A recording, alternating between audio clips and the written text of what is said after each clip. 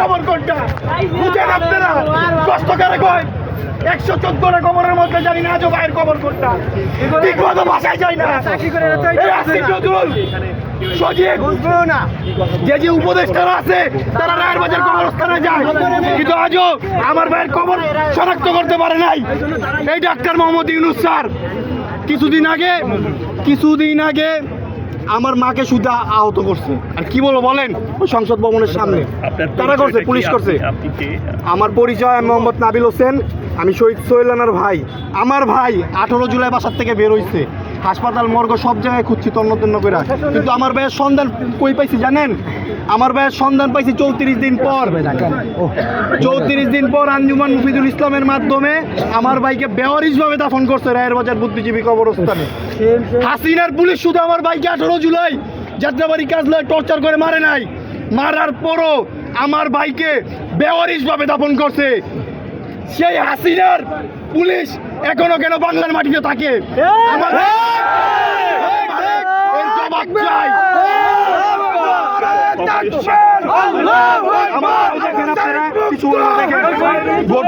কি করছে দেখেন, আর কিছু বলবো?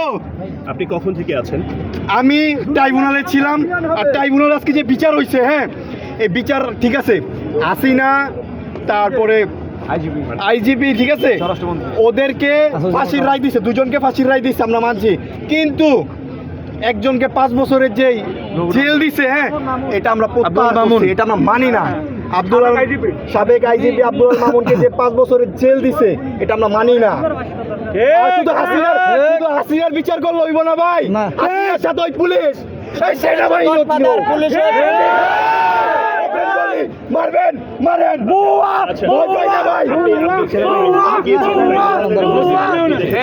বিচারের পরে বিচারের সন্তুষ্ট বলতে আমরা শহীদ পরিবার, আহত এবং সাধারণ জনগণ হাসিনার যে বিচারের রায় হয়েছে শুধু রায় দিলে হবে না ভাই, বাস্তবায়ন করতে দেখতে চাই। এই বাংলার মাটিতে বাস্তবায়ন হবে, তারপর আমি আমার মাকে নিয়ে দীর্ঘ নিঃশ্বাস নিয়ে বলবো, ভাইয়া তুমি জিতছ, আমার ভাই এখনো আমার ভাইকে বেওয়ারিশভাবে দাফন করছে, আজও জানি না আমার ভাইয়ের কবর কোনটা। আমার মা বাবা ভাই বোন তাদের আগে কিভাবে সামলাবো বলেন? আমার ভাই 18 জুলাই বাসার থেকে বের হয়েছে, আর ফিরে নাই। আমার ভাইয়ের লাশটাও ফিরে নাই, আমার ভাইয়ের শেষ দেখাটুকু দেখতে পারি নাই, এক মুঠো মাটি কবরে দিতে পারি নাই পরিবারের কেউ। এমনকি দীর্ঘ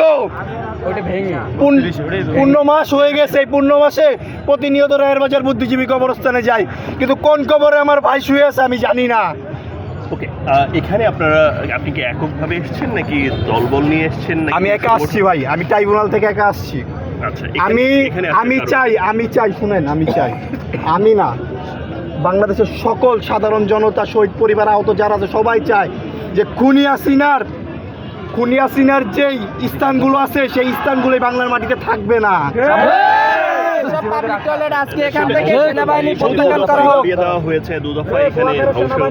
আমরা আজকে এখান থেকে খুনি হাসিনা সহ ফ্যাসিস্ট খুনি হাসিনার যে পুলিশ লীগ, সেনাবাহিনী লীগ, যত লীগ আছে, ছাত্রলীগ, যুবলীগ, তারা সবার গায়ে জানাজা পড়বো ইনশাআল্লাহ।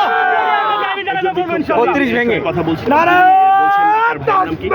আল্লাহু আকবার, নারায়ে তাকবীর, আল্লাহু আকবার।